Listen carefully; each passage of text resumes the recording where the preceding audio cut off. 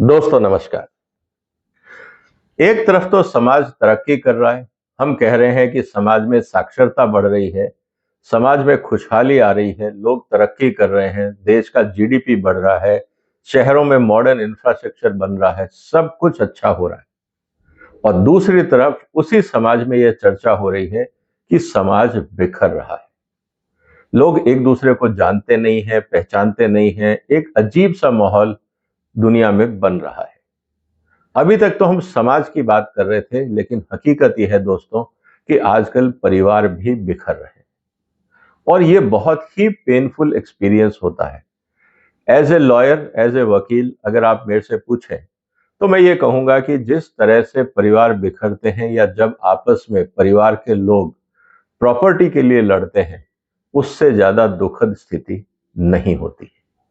अब सवाल इस बात का है कि इसमें गलती किसकी है। आज के वीडियो में हम ये चर्चा करेंगे कि इस तरह की परिवार की स्थितियों को रोकने के लिए क्या किया जाए। कानून अपनी जगह है, लेकिन प्रिकॉशन लेना समाज के और आपके हाथ में है।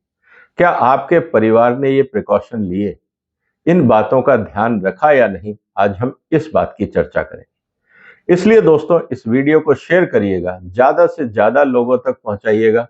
आप अपने परिवार के सदस्यों तक पहुंचाइएगा, अपने दोस्तों तक, बाकी रिश्तेदारों तक, और जहां पे भी आपको लगता है कि लोगों को इस बात को जानना चाहिए वहां तक पहुंचाइए।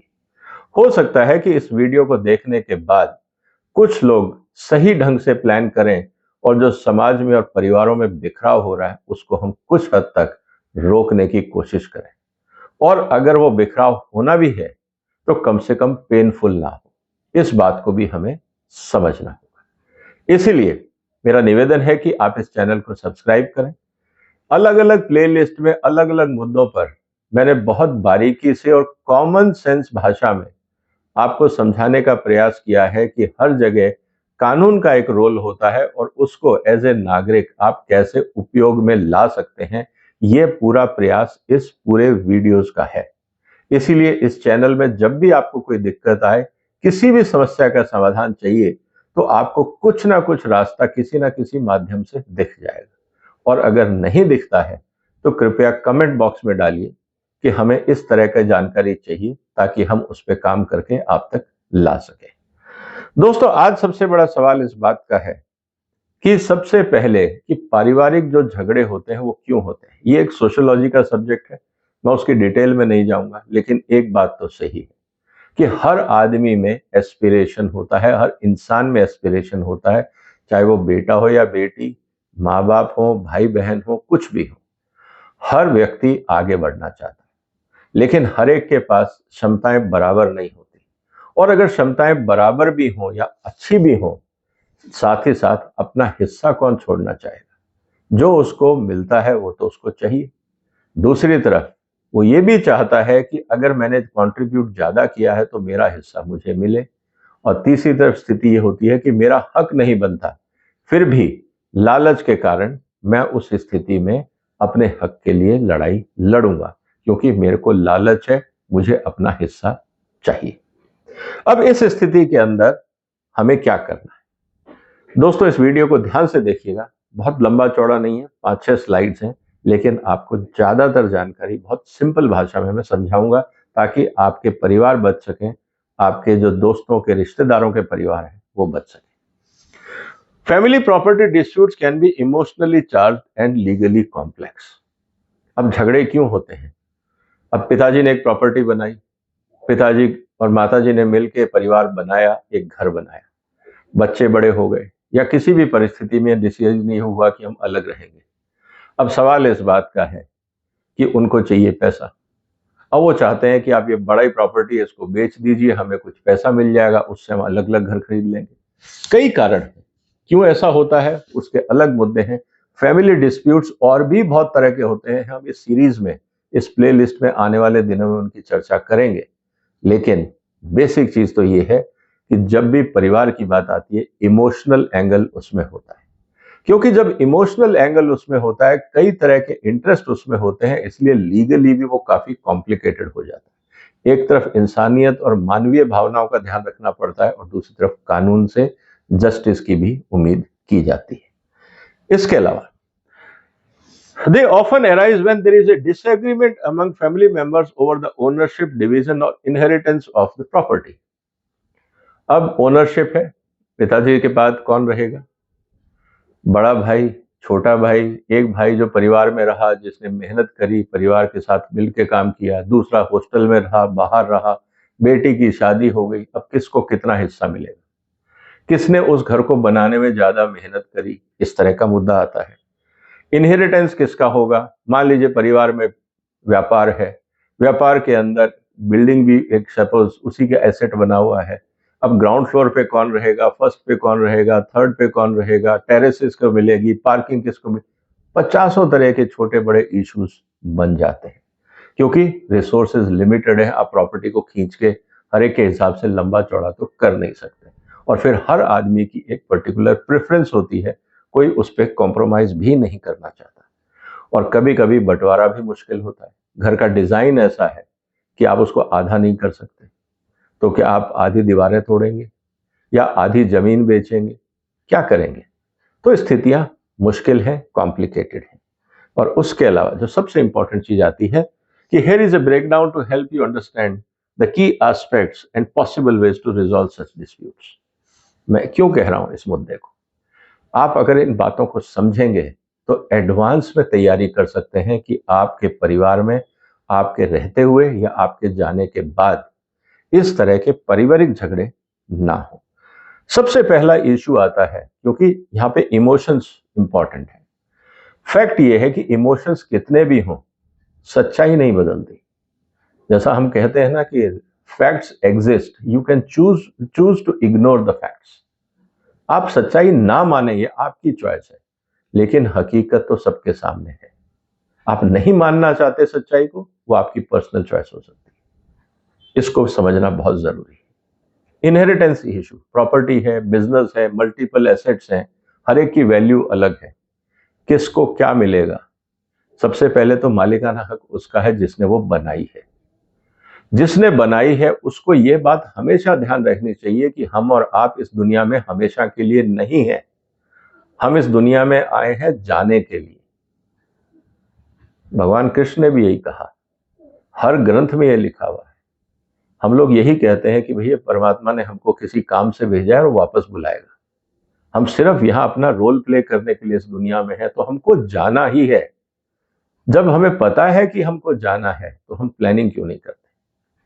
वहां पे इमोशंस आ जाते हैं, परिवार वाले कहते हैं क्या जरूरत है, क्योंकि हमारे यहाँ पे मृत्यु के बाद की बात करने को अपशकुन माना जाता है। करे क्यों बात कर रहे हो ऐसी? लेकिन हकीकत यह है दोस्तों कि अगर जिसने प्रॉपर्टी बनाई है, अगर उसने विल नहीं लिखी है ढंग से, और वही सोच रहा है कि मैं अभी जिंदा हूं, जाने से पहले कर जाऊंगा, जाने का किसको पता?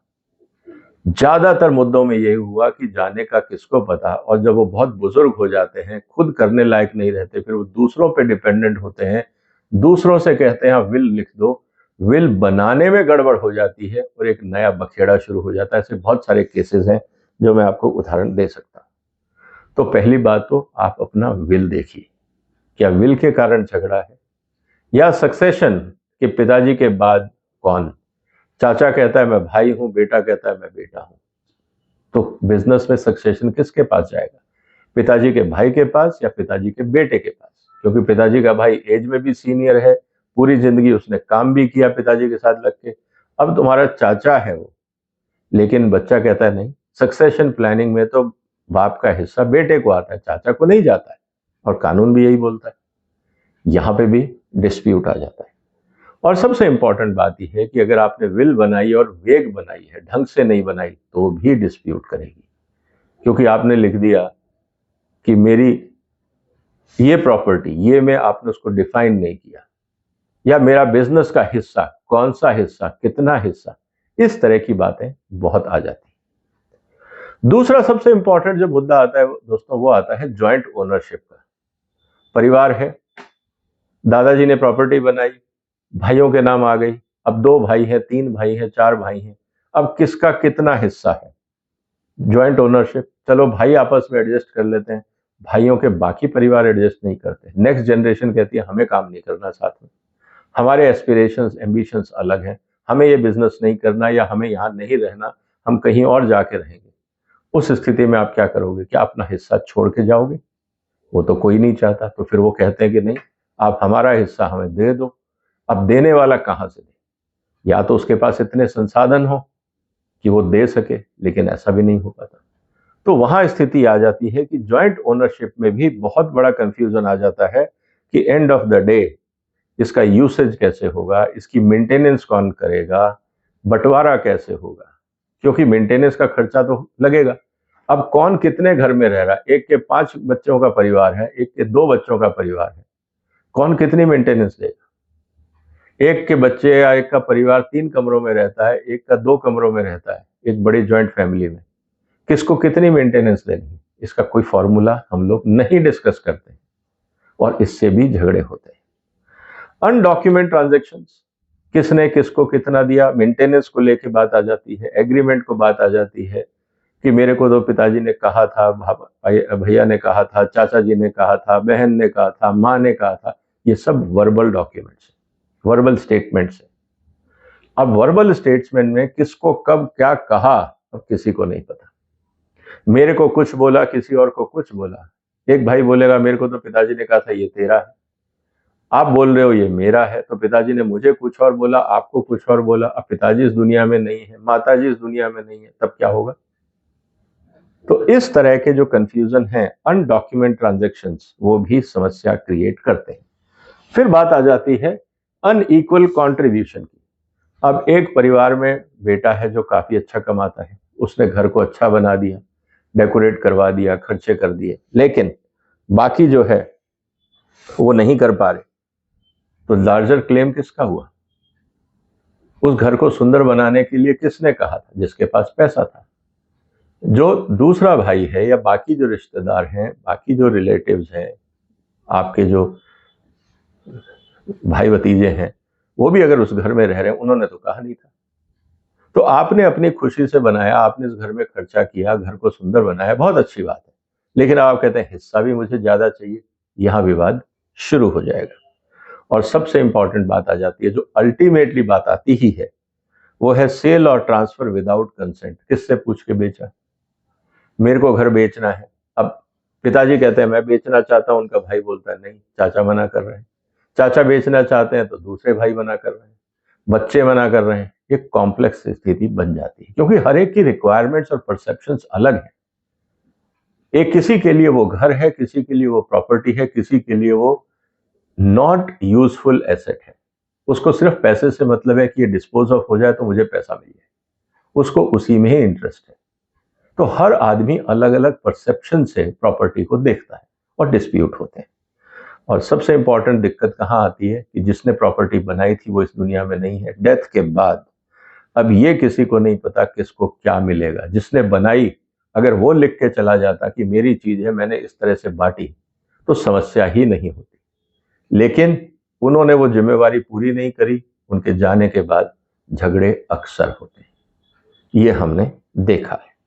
तो सबसे इंपॉर्टेंट अब बात क्या आ जाती है इस पूरे प्रोसेस में दोस्तों, हमारे पास अब दो ही रास्ते बचते हैं। या तो हम इस तरह की पारिवारिक घटनाओं को रोकें, थोड़ा से अलर्ट हो जाएं, इमोशंस को साइड में रखें, सच्चाई की बात करें, डॉक्यूमेंट करें और आगे बढ़ें, पहली बात।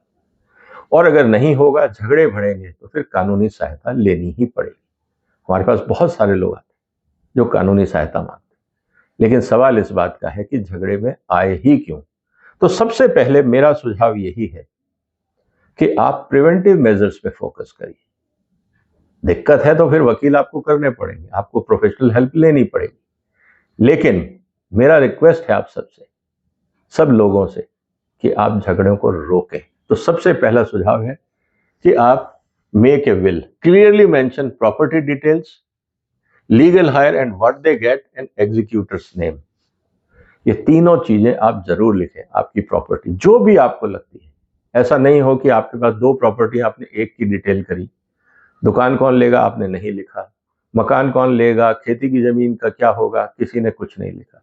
सिर्फ जिस घर में रह रहे हैं उसी के बारे में आपने लिख दिया, या जहां जिस जगह पे बिजनेस कर रहे हैं उस फैक्ट्री के बारे में लिख दिया। बाकी का एसेट तो वो भी है, प्रॉपर्टीज तो वो भी है, फिर वहां झगड़े होंगे। तो बेहतर ये है कि आप सारी प्रॉपर्टी की डिटेल लिखें, जो अभी तक एक भारतीय संस्कृति में कॉन्सेप्ट रहा परिवारों में कि बच्चों को नहीं बताएंगे, पैसा खराब चीज है, why we should discuss money with kids. मुझे लगता है इस सोच को बदलने का टाइम आ गया। तो पहली आप प्रॉपर्टी डिटेल लिखिए और किसको क्या मिलेगा ये बहुत क्लियरली लिखिए। आपको अपने भाई को देना है तो लिखिए, बीवी को देना है, बच्चों को देना है, बेटी को देना है, दामाद को देना है, पोतों को देना है, जिसको जो देना है क्लियरली लिखिए और उस व्यक्ति का नाम लिखिए जो इस विल को एग्जीक्यूट कराएगा, जो आपके बाद इस बात की गारंटी लेगा कि किसको क्या बताया गया और सबके सामने, ताकि डिस्प्यूट ना हो। दूसरा, register family agreements even if verbal understanding exist, draft legal document. मान लीजिए परिवार में अच्छा माहौल है, भाई बैठे हैं, सब कहते हैं ठीक है पापा ने जो कह दिया वो हमें मंजूर है। जब पापा ने जो कह दिया मंजूर है तो उसको लिख भी लीजिए, क्योंकि ये मंजूरी तब तक रहती है जब तक मूड अच्छा होता है। जैसे ही विवाद होगा, मूड खराब होगा, और कभी कभी अक्सर जैसे कहा जाते हैं कि हस्बैंड तो मान गया, वाइफ ने कह दिया तुम्हारे साथ तो घाटे का सौदा हो गया, आप अपना हक क्यों नहीं मांगते। आपको उकसाने वाले भी लोग होंगे, या बेटी के नाम पे प्रॉपर्टी करी तो कोई और बीच में आएगा, बहू कहेगी बेटी को क्यों दे रहे हो, बहू को देते हो तो बेटी कहेगी उसका क्या रोल है, आपने उसके हस्बैंड को तो पहले ही दे रखा है। बहुत तरह के आर्ग्यूमेंट्स निकल के आएंगे। तो बेहतर ये होगा कि जब सब तैयार हैं, जो आप लोगों के बीच में सहमति बनी है, चाहे वो रेगुलेटरी पॉइंट ऑफ व्यू से कुछ और भी है, लेकिन आपने अगर आपस में सहमति बना ली है तो कम से कम उसको कागज पे भी लिख लें, और हो सके तो जितने वहां लोग बैठे हैं सबसे साइन करा लें और आप भी उसको साइन कर दें। अब ये अपने आप में एक बहुत बड़ा एविडेंस और प्रूफ बन जाता है कि हाँ जी हम सबने मिलकर ये निर्णय लिया। बाद के झगड़े मिनिमाइज हो जाते हैं। मनमुटाव तो पूरी जिंदगी रहेगा, उसका कोई इलाज नहीं है, लेकिन झगड़े नहीं होंगे। Use legal heir certification after person death, get a certificate to establish successor. अब आपको ये लीगली रिक्वायरमेंट है, डेथ सर्टिफिकेट मैंडेटरी है, क्योंकि प्रॉपर्टी पे भी डेथ जिसका क्रिएटर था या जिस ओनर था उसका नाम होगा। आप उससे मैच कर सकते हैं कि प्रॉपर्टी किसकी थी, और फिर जो आपने ऊपर विल बनाई वो आप उससे लिंक करके प्रॉपर्टी का डिस्ट्रीब्यूशन कर सकते हैं। तो एक लॉजिकल फ्लो है ताकि परिवारों में झगड़े ना हो, डिस्प्यूट ना हो।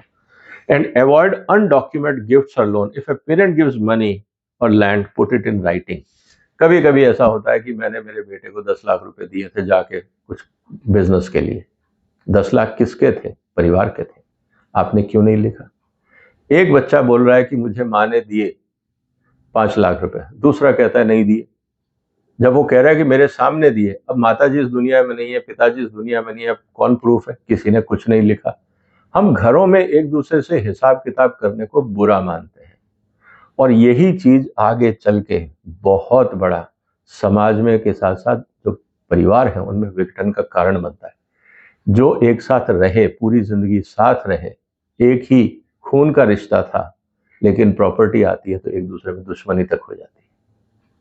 क्या हम इसको रोक नहीं सकते? अगर हम ये सिंपल स्टेप्स लें, डिस्कस करके लिख लें, तो मुझे लगता है कि 90% से ज्यादा प्रॉब्लम हम लोग सॉल्व कर लेंगे। समाज खुशहाल होगा, कोर्ट्स पे बर्डन नहीं होगा। सबसे अच्छी बात यह है कि आपस में भाईचारा बना रहेगा, पारिवारिक रिश्ते बने रहेंगे, क्योंकि कोई किसी का हक नहीं मार रहा है। और अगर ये सब करने के बाद भी अगर आपको लगता है कि नहीं हम नहीं कर पाए, गलती किसी की थी, मान लीजिए विल भी थी, हम नहीं मानते, किसी और कारण से भी समझौता होने के बाद भी अगर हम नहीं मानते, तो फिर कानूनी रास्ता तो बचता ही है। इसीलिए दोस्तों अगले वीडियो में हम चर्चा करेंगे कि लीगल रेमेडीज क्या है। इस बात को समझना जरूरी है। कभी कभी लीगल रेमेडीज सुनने में बड़ा अच्छा लगता है, लेकिन ये बहुत पेनफुल होती है, बहुत लंबी भी चलती है, बहुत एक्सपेंसिव भी हो सकती है।